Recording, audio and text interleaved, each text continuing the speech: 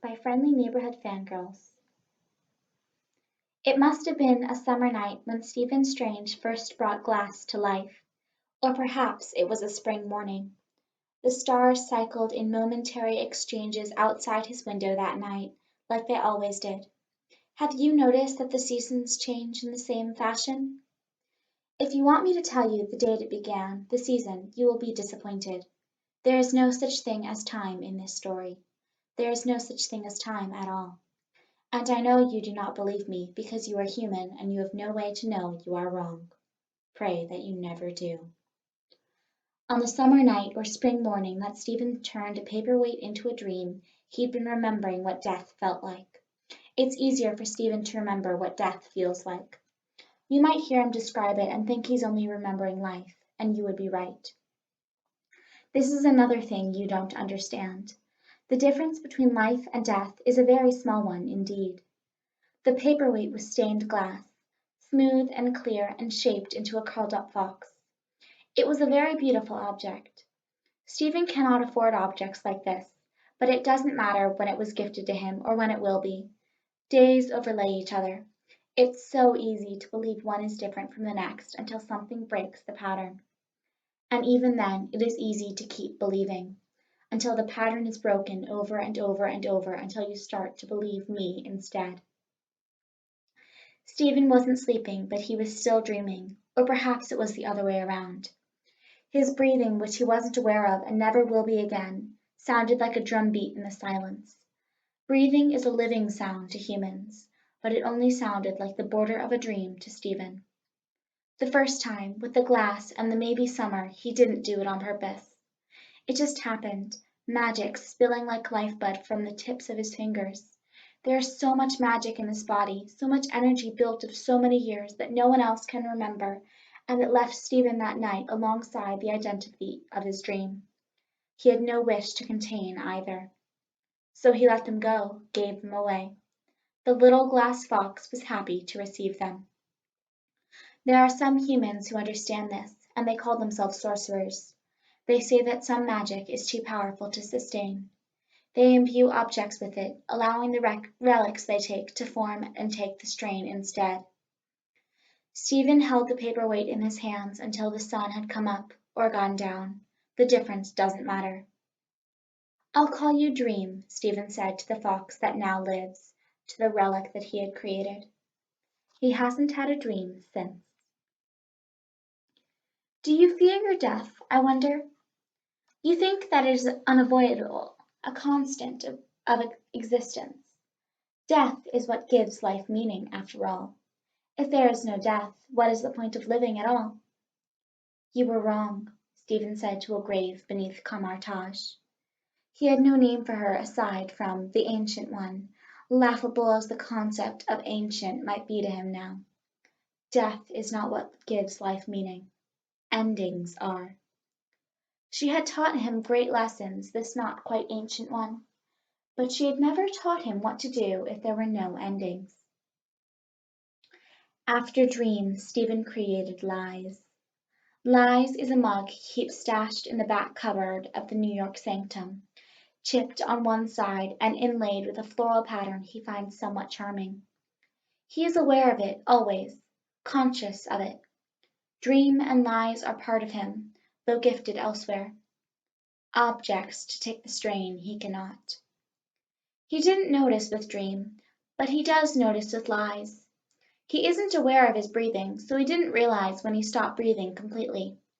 He will never notice that the relic holds both his dreams and his body's need to draw air. Lies, too, he gives something from his body.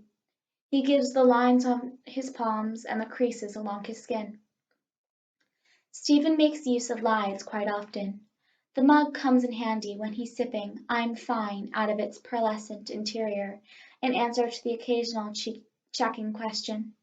Sometimes he finds it useful to spill "I'll be there" or "I'm sorry" out of Lie's chipped heart. After enough practice, he grows adept enough using Lie's power that he can even allow it to fake his smiles. Relics to take the strain he cannot. Are dreams a part of living, you wonder? Or lies? Maybe they are, maybe they aren't. It doesn't matter to Stephen. It can't matter. He is not living. Perhaps he had lived once, but that had been before he'd gained the memories of more timelines than there were kilometers to the moon, more deaths than there were years of human life on Earth. Perhaps Stephen had lived while he was still a human, and while death had still given life meaning, when time had still mattered. "What are you thinking about?" asked the human across the table from him. Stephen will never know why this specific mortal, still living in preparation for death, kept coming. Stephen lifted lies to his lips. "The fact that your tea is going to get lukewarm." "Come on." The human across the table, named Stark, named after contrast, raised an eyebrow. "Tell me the truth." "The next relic Stephen makes is truth." No one ever asked Stephen how he survived. Perhaps it was because they didn't care. Perhaps it was because they couldn't quite bring themselves to imagine what it had been like, what it was still like, to remember all those worlds. Or perhaps it was because they sensed the answer, somewhere to the left of their hearts. He had not survived. Whatever had once been human was not meant to survive so many millions of years. Whatever had once been human was not meant to hold memories close enough to choose an outcome and still exist beyond them. Whatever had once been human would go mad trying to function within a world made for what it wasn't anymore. Stephen isn't anymore. Death and life and death again, immortality in the worst of ways. Do you know what it's like to be immortal? Stephen doesn't. Whatever this is, it's not immortality. Whatever this is, the feel of life slipping away and the whiplash of it coming back, this is not immortality. He opens his eyes and it feels like a heart stopping, and when his heart stops it feels like letting out a breath. Acid in his lungs, waking with enough force to break his own neck. This isn't eternal life. This is death, extended. Truth was a length of twine he wore around his neck. He kept it close, tucked under the collar of the clothes he still wore on muscle memory. Most things were muscle memory now. If you asked him, it would take him a few moments to remember what you meant.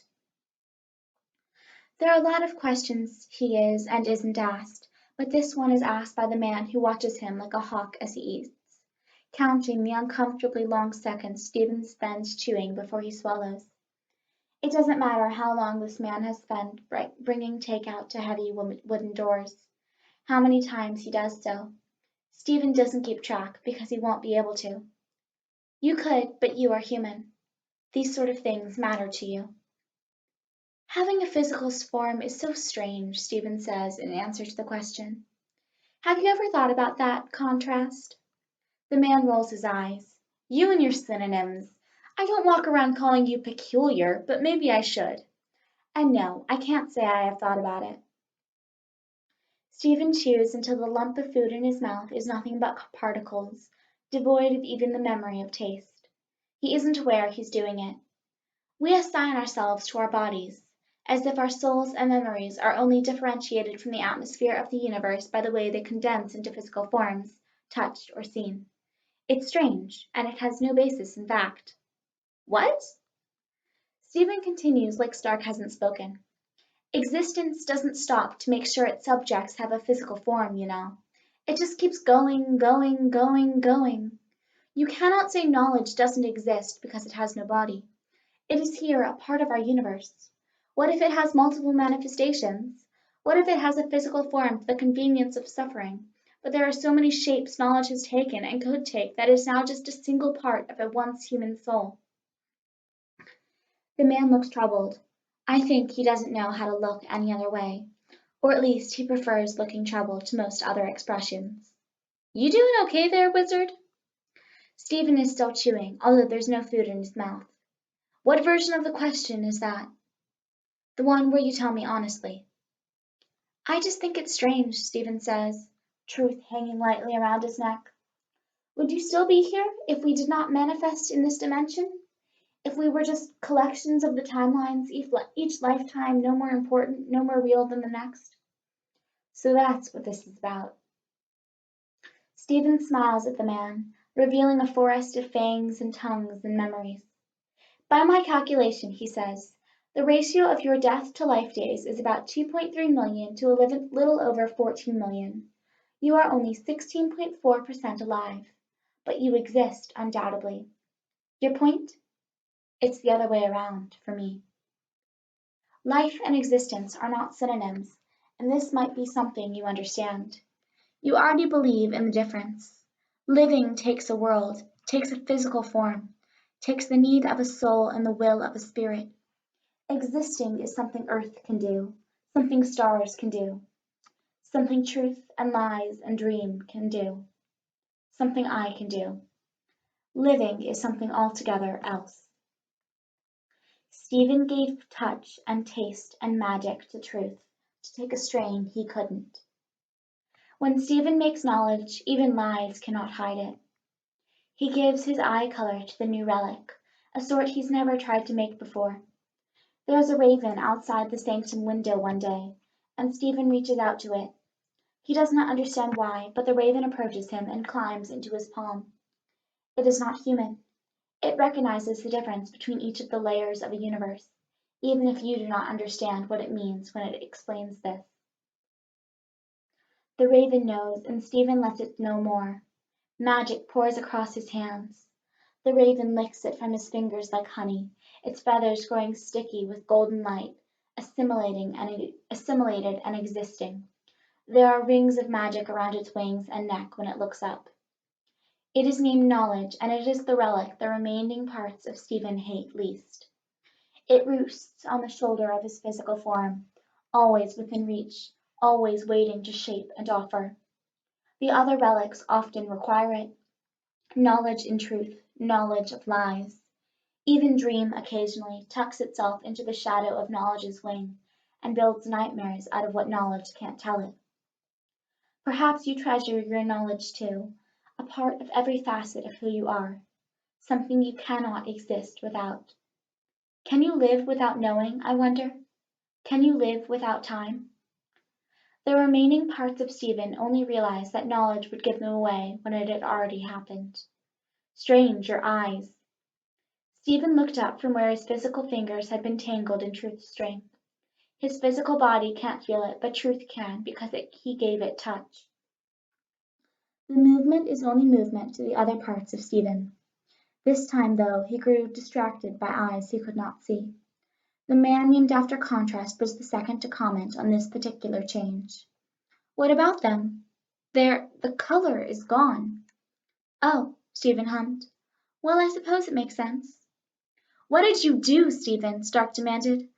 I won't mention the whole ass bird that looks like it was spat out of a darker timeline if I didn't have the feeling it's relevant. It's a relic, Stephen said, because he was still touching Truth. Lies was in his pocket, but he doesn't tend to draw on its magic around the man named after Contrast, the woman in hospital scrubs, or the sorcerer who speaks to books. Oh. Stark glanced around, but he found only dusty walls and gold-leaf keys hidden in corners. There was nowhere to sit, and no excuse to get closer. I didn't know there were living relics. There aren't, usually. I made this one. Stark frowned at knowledge, and maybe you appreciate the irony. To do what? To do what all relics do, Stephen explained. To hold magic with too much weight for a single body to sustain. Perhaps it was the words that made Stark suspicious. Or perhaps it was the empty, colorless eyes and the way Stephen didn't seem to notice the slice across the back of his hand that still wept blood. Stark's eyes narrowed. What did you do? He asked again, and the words had more weight. I made a relic to contain what I know, Stephen said simply. What does that mean, Stephen? It means this physical form is a little less necessary, is all. Hands fluttered, but Stephen couldn't feel them. The man named after Contrast didn't understand, because he was human, but he thought of souls divided in death, and he feared. He hadn't listened close enough until then, hadn't heard that death had long since lost its meaning for a soul that wasn't alive. Humans hold on so desperately to the concept of life, to your ideas of its opposite. You do not exist long enough to realize how ridiculously incorrect those concepts are, and I hope you never have to. I hope you stay human in all the ways you can. It's all right, contrast. Knowledge and truth and lies and dream and the remaining parts of Stephen soothed. This is how it's supposed to be. No, you need help. Stephen laughed. You are trying to make me human in your mind. Once Stark would have been adamant, would have insisted, you are human, and remembered the first time they'd met on a kidnapped spaceship halfway to another star. But he saw, today, a body standing on feet it couldn't feel, with colorless eyes ever calm and unrevealing. He saw how bright knowledge shone, how clear and soothing dream and truth and lies remained, even if he didn't realize what they were. He couldn't bring himself to insist any more. So he asked, Aren't you? Maybe I was, once. There are so many small things that make up a soul, so many layers, so many aspects, so many passions swimming in bloodstreams and donated to magic. Once the skin is broken, it all comes pouring through. Pebbles and beads and sand and leaves, relics too small to matter and consequences too insubstantial to notice. Knowledge casts its black winged shadow across them, truth and lies in its claws. The remaining parts dwindle, and the less there are, the freer they become. Has life ended once it has changed? Once a soul becomes a network, once all the slats in a city's rooftops have become part of a consciousness? Ask yourself why you believe death is not your end, and then wonder if this is something you should mourn. And if you do not believe, if endings are a comfort and acceptance and an ultimatum, ask yourselves if this is not the closest someone who cannot end can get to rest. Ask yourself if you are truly mourning for something you can't understand, or if you are only mourning yourself. The books remind the collection of aspects that is Stephen Strange of timelines. He leaves them haphazardly spilling from soft wooden shelves, tied up with ribbons and strung with the filigree stands of candlelight from the sanctum lanterns. Knowledge reads them, eyes bright. The aspects of Stephen have always left the books cluttered and unorganized and loved, because the sorcerer who speaks to the books likes to see his charges understood. Stephen has always loved the pages, loved to make the other sorcerer laugh. Maybe that's why he chooses a book. It's easy to make this relic. This next part of him, collected into truth's tangled thread as he extends his physical body's hands, is easy. It contains the most human part that remains of Stephen's not quite soul. He gives it his heartbeat when he hands it over. The man named after contrast takes it because, I think, he doesn't know what else to do. This is one of your relics, isn't it? He says. Yes, says Stephen's physical voice. Stark is still here, even if Stephen doesn't appear remotely human anymore. Too many lost edges and gained objects, too many feathers and beads and sand and leaves. Maybe Stark is too stubborn to go and never come back, or maybe he still values this soul in whatever form it can bear to exist in. I used to doubt it, but now I think it might be both. Maybe, in the heart of all humans, you just want to understand. Why? Why are you doing this? Why would you give this to me? I thought you would want it, Stephen says, tapping his talons against the cover of the books alongside his physical form's fingers. Isn't this what you wanted? I just want to help you. You saved my life, remember? You saved everyone's lives. You do not have a responsibility to me. Stark crosses his arms, the book folded close to his chest as a result. Yes, I do. I made my choice. You did too, back on Titan, in those futures of a universe. You chose to watch timelines, to watch them all. Stephen smiles at him, though it is not a human smile. If I had the choice, he says, truth bright around knowledge's throat, I wouldn't have lasted through them all. All the parts of him, strung on their chains and wrapped in their cloth and fluttering their wings, think about the way endings feel when they are lives. He thinks about how it feels to regret choosing death, to want so desperately not to hit the ground when he has already leapt from the cliff top and it is already too late to go back. To not realize that falling forever is infinitely worse. If I had the choice, I would have broken after the very first time. Wasn't it worth it? To live, to have the whole universe live? All the remaining parts of a soul, looking so desperately for the form that can contain all this bloody, broken existing, doesn't even remember what it feels like to be at home in a human's body. No. Stephen doesn't know if he spoke with truth or lies, but I do. You do too. It is hard to remember sometimes that all humans want to do is help. Sometimes you only want to help yourselves. Sometimes you don't care beyond your own hearts. But far more common is the wish to help all, to help the loved and unloved and the others you know and do not know, the others who need the help you are looking to give. But you cannot press your human rules on someone who is not. There is a difference between an offered hand and a vice grip. There is a difference between a rope and chains. You cannot hold abstraction to your side and lock it within a body. You cannot tell choice that it lives like you do. You can only let it exist everywhere and nowhere, and smile when it comes to touch your offered hand. I think I understand now. The man named after contrast does not, but he is close enough that only one tear catches on a feathered finger when he realizes he will never need to come back. He never reads the book. I'll watch over you. Stephen gives his body away last.